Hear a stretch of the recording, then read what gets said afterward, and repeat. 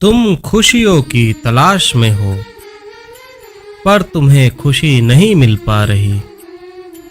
मेरे बच्चे, अपने जीवन के हर पल को खुशनुमा बनाना पड़ता है। जैसा भी तुम जीवन जी रहे हो, उसे तुम्हें खुशी पूर्वक जीना पड़ेगा। मानता हूं, बाधाएं बहुत हैं, लेकिन संभावनाएं भी बहुत हैं। तुम्हें हर पल को अच्छे से जीना होगा। तुम्हें यह जरूर समझना चाहिए, बिना संघर्ष के जीवन नहीं होता। अगर जीवन में संघर्ष नहीं, तो जीवन के कोई भी मायने नहीं रह जाते। लेकिन हर संघर्ष का मुकाबला जो इंसान हंसते हुए करे, खुश रहकर करे, उस इंसान को जीवन का सच्चा मकसद पता चल जाता है। मेरे बच्चे, तुम अगर कभी ऐसा सोचो कि मेरे जीवन में कष्ट क्यों आते हैं, मेरा जीवन क्यों नहीं खुशियों से भर जाता है, तो मेरे बच्चे, खुशियां खुद बनानी पड़ती है। जीवन को पल पल जीना पड़ता है। निराशावादी होकर जीवन कभी अच्छे से नहीं जिया जा सकता। हमेशा अच्छा सोचो, हमेशा कोशिश करो कि मैं किसी भी सूरत में खुश रहूं।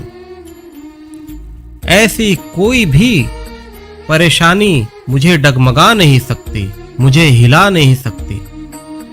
ऐसा कोई भी भय मुझे डरा नहीं सकता, मुझे अपने रास्ते से हटा नहीं सकता। तुम्हें सकारात्मक सोच की काफी आवश्यकता है। मेरे बच्चे, मैं चाहता हूं कि तुम्हारा जीवन खुशियों की बगिया बन जाए। तुम्हारी राहों में सिर्फ फूल ही फूल बिछ जाएं। तुम्हारा कांटों से सामना ना हो।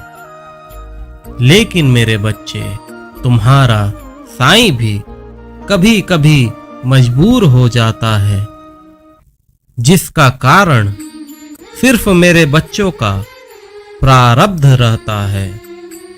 मैं भी कभी कभी दुखी हो जाता हूं, लेकिन पिछले जन्मों के संचित कर्मों को तो भोगना ही पड़ेगा। हाँ, तुम्हारे भोग में कमी अवश्य होगी, क्योंकि तुम्हारे साथ तुम्हारा साईं है, तुम्हारे साथ तुम्हारा बाबा है। तुम अगर दुख भी काटोगे, तो तुम्हें अपने बाबा का एहसास होगा।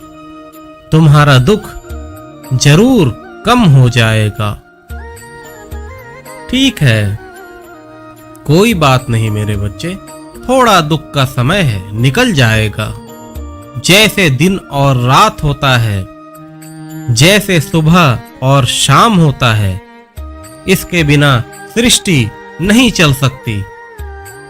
उसी तरह से मेरे बच्चे, दुख के बाद सुख भी आएगा, और सुख के बाद दुख भी आएगा।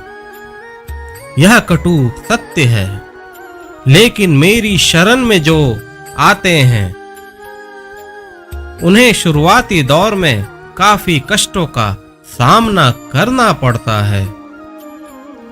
लेकिन उन्हें यह नहीं पता रहता कि उनका आने वाला भविष्य सुखमय ही रहेगा।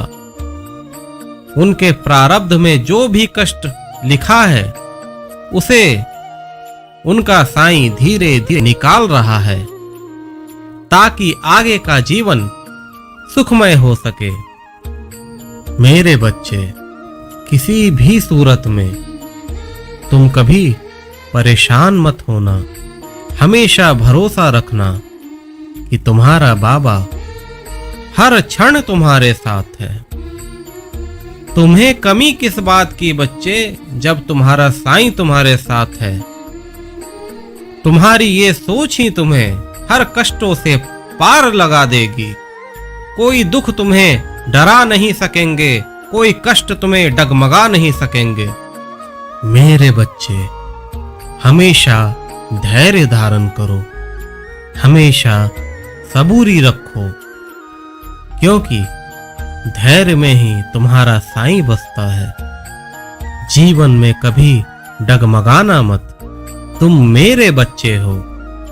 तुमने कितनी भक्ति भाव से मेरी पूजा की है और करते जा रहे हो, तो क्या तुम्हारा बाबा ज्यादा दिनों तक तुम्हें कष्ट में देख सकेगा क्या? नहीं मेरे बच्चे, ऐसा कदापि नहीं हो सकता। तुम्हें नहीं पता मेरे बच्चे कि तुम्हारा पूर्व जन्म क्या है, तुम्हारे संचित कर्म क्या है, लेकिन तुम्हारे साईं को हर कुछ पता है। तुम्हारा साईं अच्छी तरीके से यह जानता है कि उसे कब अपने बच्चे को क्या देना है। लेकिन इतना जरूर है मेरे बच्चे, मेरी शरण में तुम हो। मेरी शरण में रहते हुए मैं तुम्हें निराश नहीं करूंगा। तुम्हें निराशा कभी हाथ नहीं लगेगी। कुछ पल के लिए हो सकता है कि तुम्हें तकलीफों का सामना करना पड़े, लेकिन उस तकलीफ में भी तुम्हारा साईं तुम्हारे साथ रहेगा। तुम्हारा साईं तुम्हारे पास रहेगा। डरो नहीं मेरे बच्चे, तुम अब सुरक्षित हाथों में हो। तुमने मुझ पर विश्वास किया है, तुमने मुझ पर श्रद्धा रखी है। तुम्हारा साईं तुम्हारी श्रद्धा की लाज जरूर रखेगा। मेरी शरण आ खाली जाए हो तो कोई मुझे बताए।